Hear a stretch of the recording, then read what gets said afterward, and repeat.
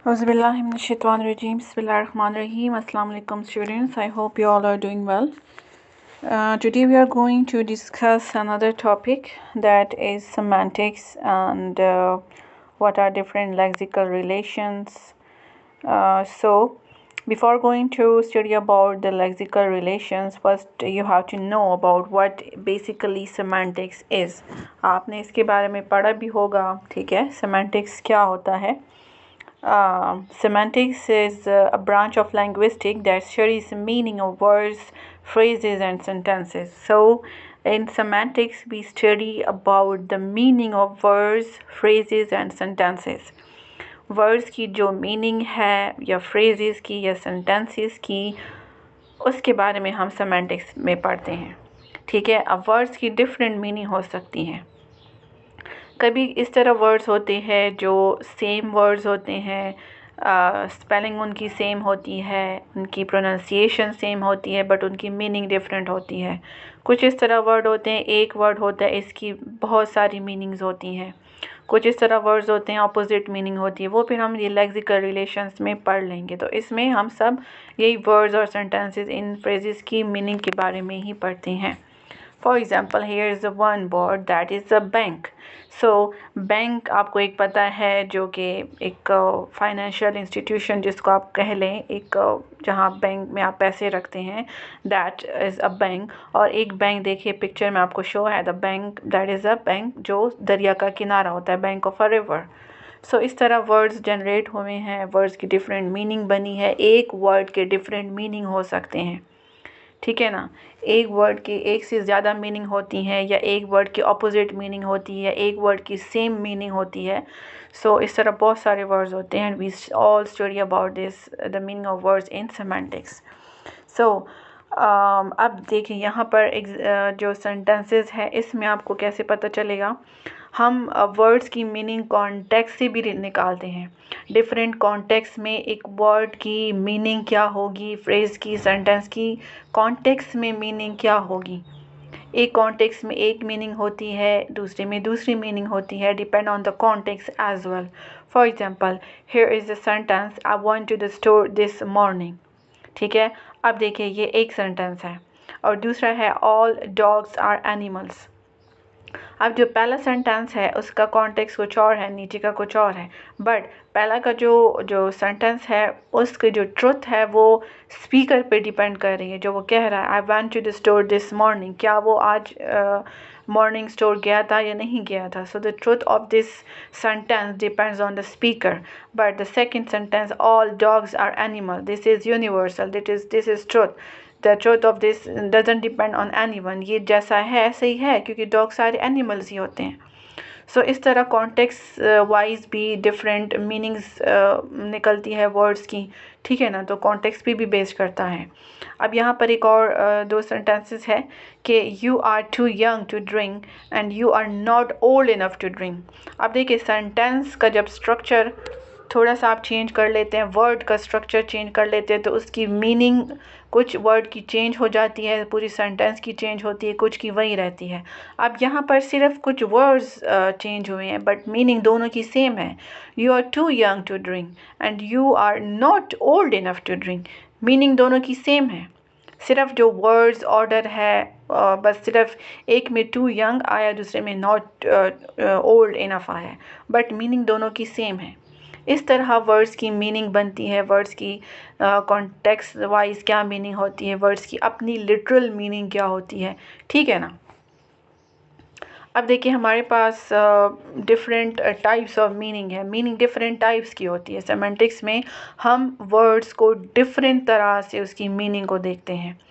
Connotative meaning, denotative meaning, social meaning, collocative meaning, thematic meaning, affective meaning and reflexive meaning. So these all are the different types of meaning that we study in semantics. So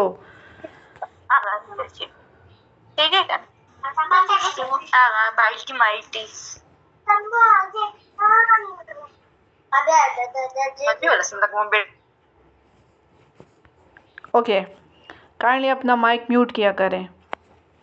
Okay, the first one is denotative meaning. ठीक है, एक minute, एक यहाँ पर एक चीज़ मैं आपको दिखाती हूँ,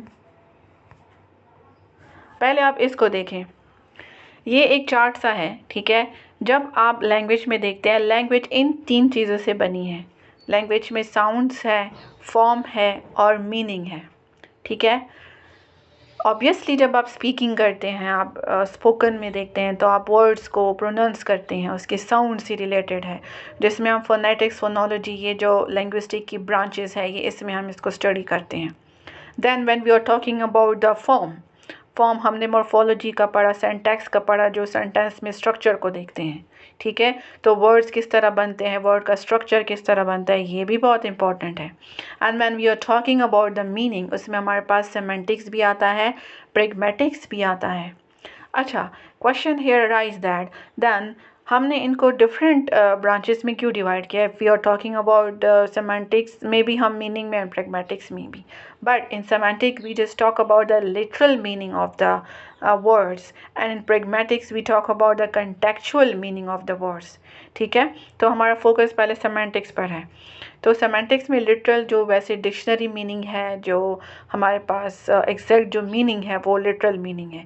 कॉन्टेक्चुअल जो होती है, जो कि कॉन्टेक्स्ट पे डिपेंड करती है, जो चेंज हो सकती है, डीप मीनिंग जो होती है, लिटरल मीनिंग नहीं होती, ठीक है। अब फॉर एग्जांपल अगर मैं आपको एक एग्जांपल दूँ, मैन एट बर्गर, सी, अगर आप इसका साउंड पे देखें, इसके अपनी प्रोनाउंसिएशन है, ठीक है। दो जो फर्स्ट इसका जो लैंग्वेज का पार्ट आ रहा है, अगर आप इसकी फॉर्म को देखते हैं, फॉर्म इसका यहाँ प्रॉपर है, ठीक है। यहाँ पर हमारे पास man as a subject use हुआ है, eat as a verb and burger as a object, ठीक है। अगर आपको याद हो, मैंने आपको कहा था वर्ड्स क्या होते हैं, that a small independent unit of a language and they can stand alone anywhere. If you change the, for example, यहाँ पर देखिए man at burger, so man is one word, at is another word and burger is another word, so ये different word है। तो ये small independent unit of language है ना, ये कहीं भी लोन आ सकते हैं। अगर for example आप इसकी जगह चेंज कर ले, burger at man, या man के साथ दा लगा दे, burger at the man, तो देखिए वर्ड्स तो वही रहे, सिर्फ उसके अपनी जो पोजीशन थी वो चेंज कर दी, उसका स्ट्रक्चर चेंज कर दिया। क्या उसकी स्ट्रक्चर चेंज करने से उसकी मीनिंग पे इफेक्ट आया? ऑब्वियसली उसकी मीनिंग पे इफेक्ट आया। मैन एट बर्गर, आदमी ने बर्गर खाया था, ठीक है, या आदमी ने बर्गर खाया। अगर इसको आप कहते हैं बर्गर एट द मैन, अब देखिए मैन एट बर्गर, आप देखिए ये इसको आप सेमेंटिक में ले लें, ठीक है, इसकी लिटरल मीनिंग आपको क्लियर हो जाएगी। लेकिन अगर आप इसकी पोजीशन चेंज कर लेते हैं, बर्गर एट द मैन, तो क्या ये सेमेंटिक, इसकी लिटरल मीनिंग आपको क्लियर हो रही है? वो तो बिल्कुल इसके अगेंस्ट हो गई कि एक बर्गर एक आदमी को कैसे खा सकता है। बट अगर आप इसकी प्रैग्मेटिक मीनिंग देखते हैं, आप इसका कॉन्टेक्चुअल मीनिंग देखते हैं, तो वो तब सही हो सकता है कि उस आदमी ने इतना बर्गर खाया खाया खाया कि उस बर्गर ने ही आदमी को खा लिया, कि मतलब उसने इतना बहुत सारा बर्गर खाया। वो उसकी डीप हिडन मीनिंग, उसकी कॉन्टेक्स्ट को देखकर वो मीनिंग फिर आती है। सो वर्ड्स की, सेंटेंसेस की, फ्रेजेस की मीनिंग्स इस तरह बनती हैं, ठीक है। सो now we are talking about the different types of meaning. The first one is denotative meaning. Denotative means जो इसको आप conceptual meaning भी कह सकते हैं, and we can also call it a literal meaning, ठीक है, जो कि डिक्शनरी मीनिंग होती है, basically the direct dictionary definition of a word, कि जो डिक्शनरी में वर्ड की जो मीनिंग है, जो लिटरल मीनिंग है, that is your denotative meaning. That is objective. Objective means that not change, जो मीनिंग है वर्ड की वो वही है, वो किसी के पर्सनल फीलिंग या सोशल कॉन्टेक्स्ट की वजह से वो चेंज नहीं होगी। That don't change because of the personal feeling and the social context, but that will be same for all the speakers of any language. तो वो जितनी भी लैंग्वेजेस में जितने है स्पीकर्स जो बोलते हैं, उस वर्ड की वही मीनिंग होगी, that will not be change, okay. So and that will B universal, वो वर्ड की जो मीनिंग है बस वही सारी एक ही बात चल रही है। अब for example we have two words here, rose and book. Rose क्या है, डिक्शनरी में उसको कहा है type of flower that has a fragrant blossoms, ठीक है, जिसकी खुशबू होती है। फ्लावर के बारे में जो डिक्शनरी में जो डेफिनेशन या जो उसके बारे में कहा है वो वही उसकी लिटरल मीनिंग है। बुक को क्या क्या सेट ऑफ रिटन और printed pages, like printed pages है, उसमें कुछ रिटन होता है, उसको हम बुक कहते हैं। ठीक है, एक प्रिंटेड फॉर्म में होता है। सो डिक्शनरी में जो उसकी मीनिंग है वो वही रहती है और वो यूनिवर्सल होती है, ऑब्जेक्टिव होती है। Connotative मीनिंग क्या होती है? द इमोशनल और the cultural associations the word carries beyond it's literal meaning. जो कुछ इमोशंस क्रिएट करती है, जो कुछ फीलिंग्स को इवोक करती है, उन वो वर्ड्स, कुछ इस तरह वर्ड्स होते हैं जिसको आप देखते हैं और आपके माइंड में उस वर्ड से लेकर एक फीलिंग, एक इमोशन क्रिएट होता है। That is subjective, that you can changed, like किसी की उस वर्ड के साथ आपकी जो फीलिंग उस टाइम होगी वो मतलब उसका वही निकलेगा। So that will be a subjective. And variable, जो चेंज हो उसकी मीनिंग मतलब एक नहीं रहती, उससे रिलेटेड जो आपके माइंड में इमोशंस क्रिएट होंगे, वोक होंगे, उससे रिलेटेड आप उसकी मीनिंग बनाएंगे। Abstract, like different ideas, feelings and emotions, they are connected with the words here. So जो भी वर्ड्स यहाँ पर होंगे, so your ideas, your feelings, your emotions are connected with those words.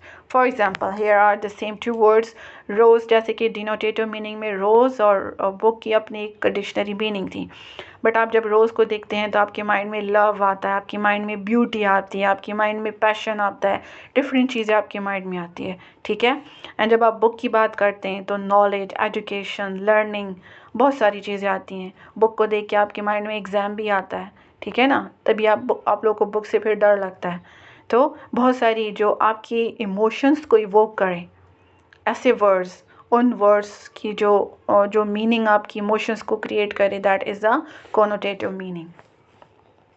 And social meaning, social के words ही आपको पता चल जाएगा, like the meaning that words and phrases convey about the social relationships between the speakers. Like अब यहाँ पर जो example है और ये वर्ड्स इस तरह वर्ड्स होंगे that convey some respect, some formality, some politeness. How, अब we have use the word sir, madam, ठीक है, डॉक्टर, प्रोफेसर। हम लाइक अपने फैमिली मेम्बर्स को एक अच्छे वर्ड्स यूज़ करते हैं, ठीक है, लाइक उनको हम आंट, अंकल, आंटी, इस तरह की वर्ड्स, लाइक वो सोशली जो मीनिंग क्रिएट करें उन वर्ड्स से, वो एक रिस्पेक्ट क्रिएट कर रहे हैं। फॉर रिस्पेक्ट आप उनको वो वर्ड्स यूज़ कर रहे हैं।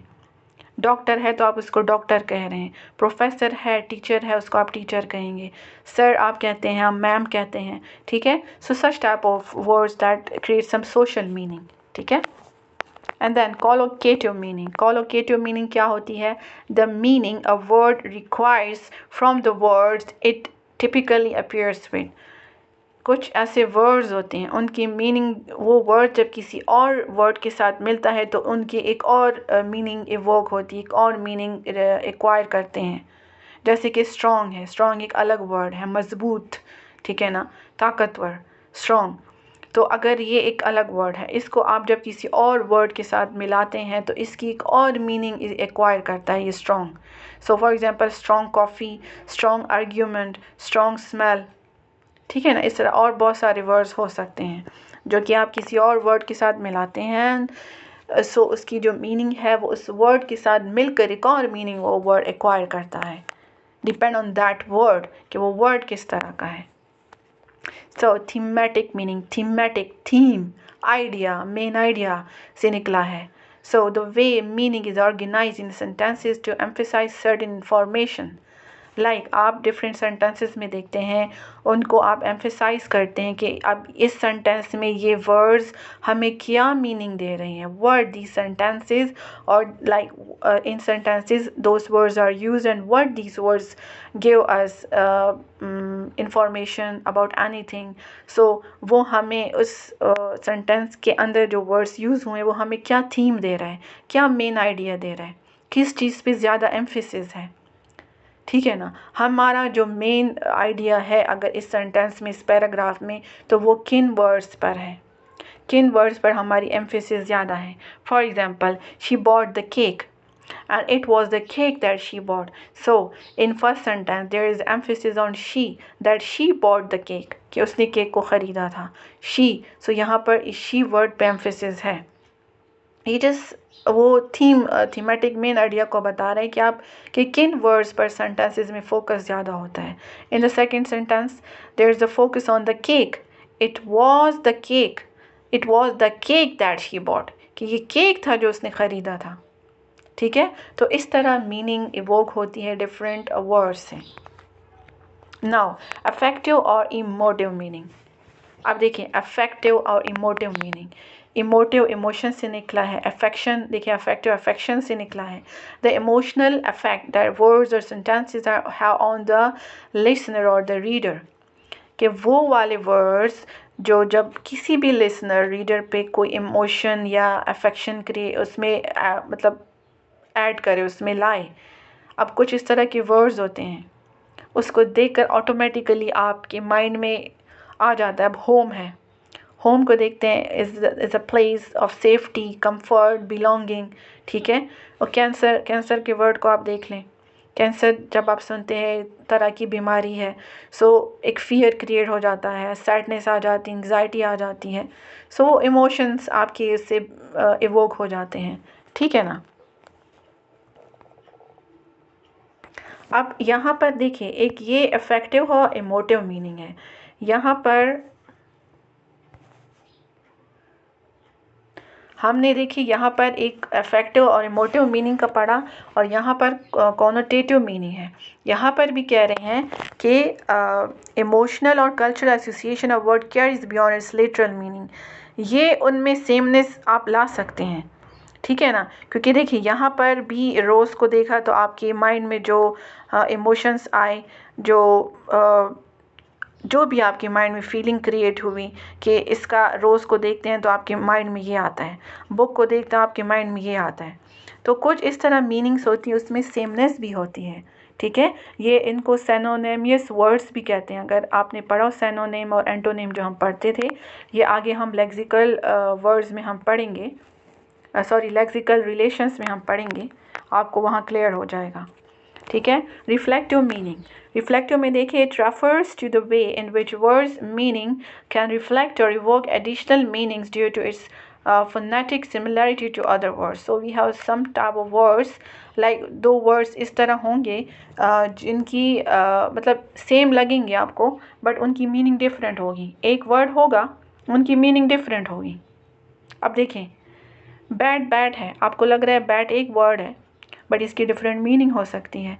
बैट एक फ्लाइंग मैमल है, और बैट जो बैट आप क्रिकेट खेलते हैं. सो इस तरह की बहुत सारी वर्ड्स हैं. ये आपको क्यों बता रहे हैं? क्योंकि ये हम आगे जब लेक्सिकल रिलेशंस पढ़ेंगे तो ये सारी चीज़ें आपको वहाँ क्लियर हो जाएगी. ठीक है ना.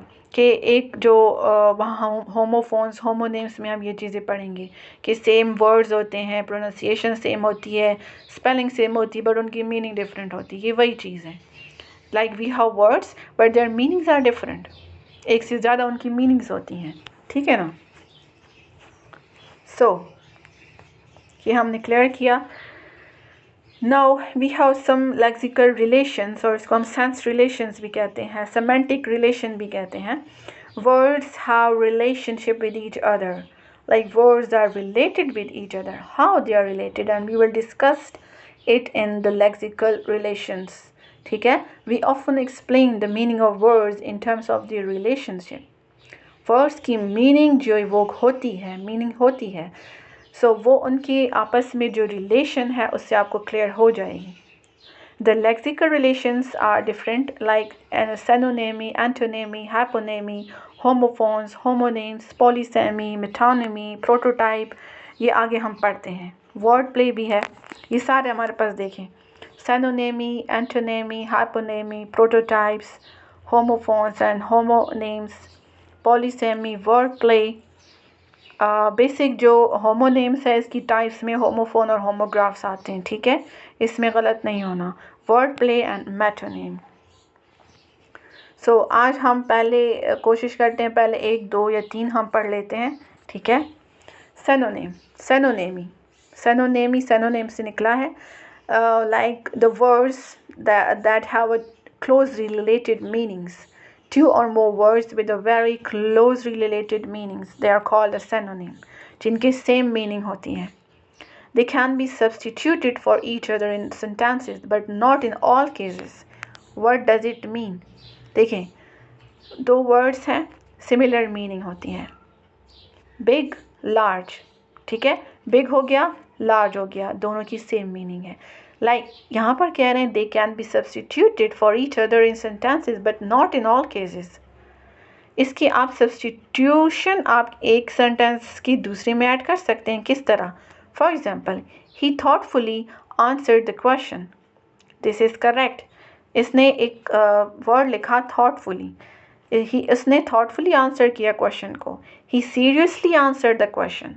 लाइक थॉटफुली का जो सिनोनिम है सीरियसली, उसने उसका थॉटफुली का सब्स्टिट्यूट एक उसी सेंटेंस में एक और ऐड किया और वो करेक्ट है.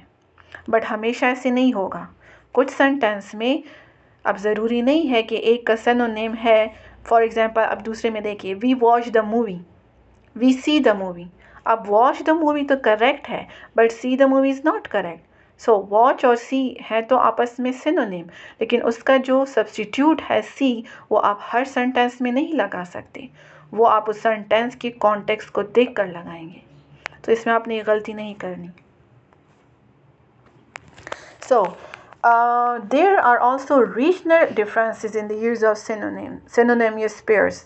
Like रीजनल वेरिएशंस होती हैं. एक जगह पे एक यूज़ होता है, दूसरी जगह पे. फॉर एग्जांपल अब यहाँ पर है कैंडी को स्वीट्स, इसका सिनोनिम है chips, crisp, diaper, nappy, gasoline, petrol. First जो है ना, candy, chips, diaper and gasoline, they are the American words, American synonym. And sweets, crisp, nappy, petrol, they are the British words. देखिए regional variations हो रही है ना. एक में एक है और उसका सिनोनिम दूसरी लैंग्वेज में कुछ और है. तो रीजनल डिफरेंसेस भी आपको पता होने चाहिए. अब है कि synonymous pairs में also use in formal and informal settings. हाँ, ये भी अब पीछे मैंने कहा ना कि वो जो सब्स्टिट्यूट ऐड आप करते हैं वो भी आप कॉन्टेक्स्ट को देखकर अब उसको आप, और इस तरह भी सिनोनिम्स आप वर्ड्स को यूज़ करते हैं, उसके आप फॉर्मल और इनफॉर्मल कॉन्टेक्स्ट को देखते हैं. ठीक है. अब first one that is formal. My father purchased a large automobile. This is use in a formal context. देखिए ये जो कलरफुल मैच कलर है, ये आपको पता हो कि ये सिनोनिम है एक दूसरे के. फादर का डैड है, परचेज का बॉट है, लार्ज का बिग है, ऑटोमोबाइल का car. These are the synonym of one another. But देखें ये डिफरेंट फॉर्मल में किस तरह यूज़ हुए हैं और इनफॉर्मल में किस तरह यूज़ हुए हैं. नाउ वी है एंटोनिमी. ये एंटोनिम से निकला है. Two words with opposite meaning. You know, buy का sell, agree, disagree, bravery, cowardice, correct, incorrect, like opposite meaning. जब ये तो आपको क्लियर बिल्कुल आसान है, एक वर्ड का ऑपोजिट लिख लेते हैं.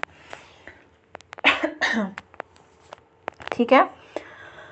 Frank Robert Palmer, he was a British linguist. He classifies 3 kinds of antonyms. उसने 3 different kinds antonyms की बताई.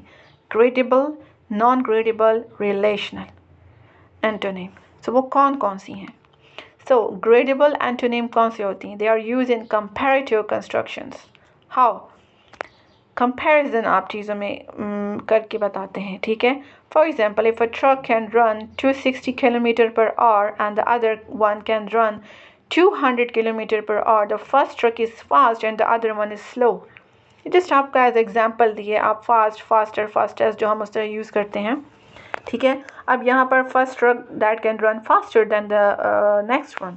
तो आप पे डिपेंड करते हैं कि आप इस सेंटेंस में उसको फास्ट लिखते हैं, फास्टर लिखते हैं देन द सेकेंड वन, या स्लोअर लिखते हैं. ठीक है. ये इस तरह के हैं. आप देखिए यहाँ पर फास्ट का स्लो है, वेट का ड्राई है, इजी का डिफ़िकल्ट है, यंग का ओल्ड है, लॉन्ग का शॉर्ट है. ठीक है. कंपैरिजन बता रहे हैं. Fast, slow, wet, dry, easy, difficult. ठीक है ना. कंपैरेटिवली आपको बता रहे हैं.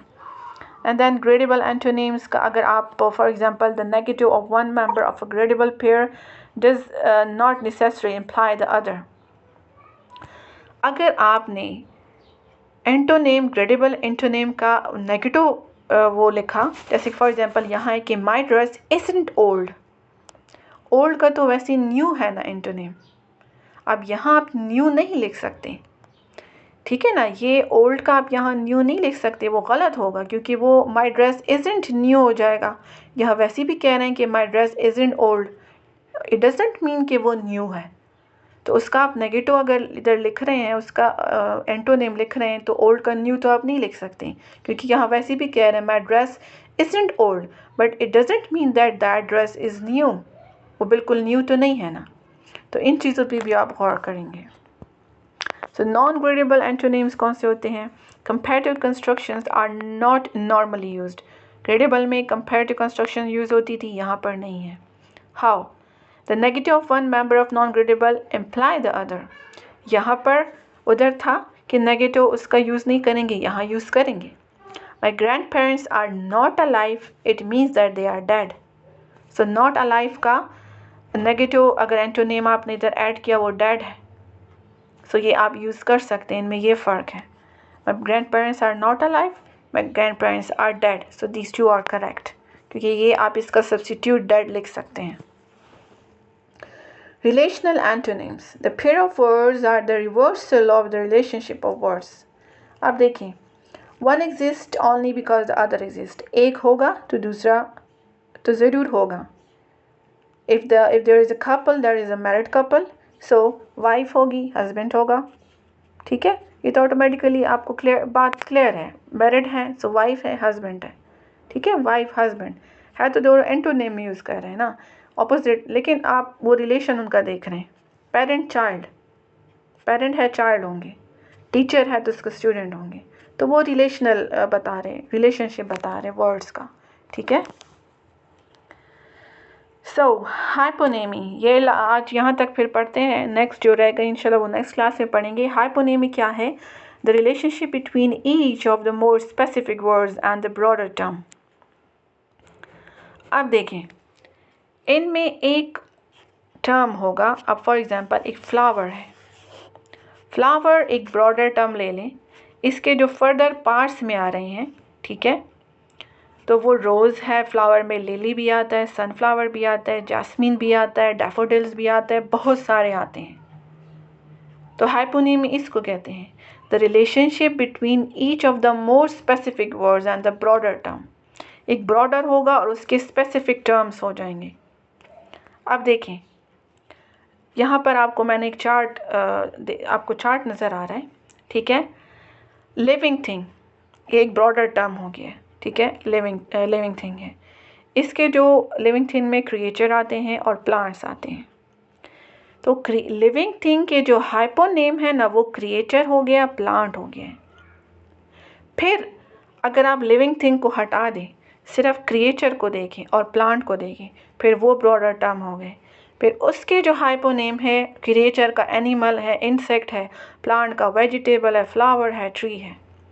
फिर प्लांट को और क्रिएचर को हटा दें, एनिमल को कर दें, इंसेक्ट को कर दें। एनिमल इंसेक्ट ब्रॉडर हो गया, इसकी जो फर्दर टर्म्स स्पेसिफिक आ गए। एनिमल में डॉग है, हॉर्स है, स्नेक आता है, कैट आते हैं, इंसेक्ट में एंट, कॉकरोच, ये सारी चीज़ें।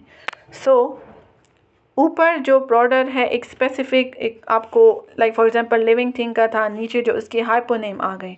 तो इस तरह ये सिलसिला चलता रहेगा, ठीक है। अब जो हमारे पास लाइक यहाँ पर क्रिएचर में जो एनिमल आए हैं, इंसेक्ट आए हैं, ठीक है। अब मैंने आपको कहा था आप क्रिएचर को हटा दें, आप प्लांट को हटा दें, आप एनिमल को ले लें, आप इंसेक्ट को ले लें, वो आपके ब्रॉडर टर्म में आ रहे हैं। ऊपर वाले को आप ना देखें। यहाँ पर जो सुपर ऑर्डिनेट गिवन है, एनिमल और जो इंसेक्ट है, ये आपकी ब्रॉडर टर्म सारे हैं ना, ये आपकी सुपर ऑर्डिनेट है।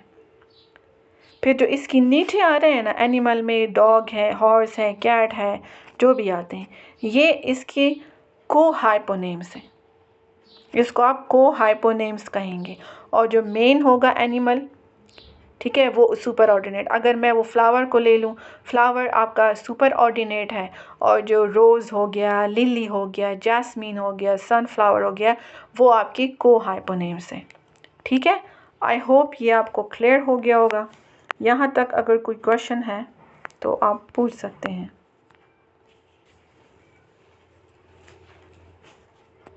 Any question?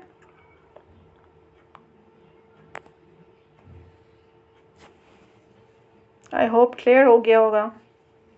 इंशाल्लाह in next class you will discuss the जी हाँ हेलो जी आप क्या कह रहे हैं? आवाज़ नहीं आ रही. मैम ये पीडीएफ शेयर हो सकते हैं? जी जी क्यों नहीं, मैं शेयर करूँगी. Inshallah, after class, I will share the video, the link, and also the PDF. Don't worry. Okay, inshallah, in next class, we will discuss the remaining semantics relations. Tab tak ke liye Allah Hafiz and take care.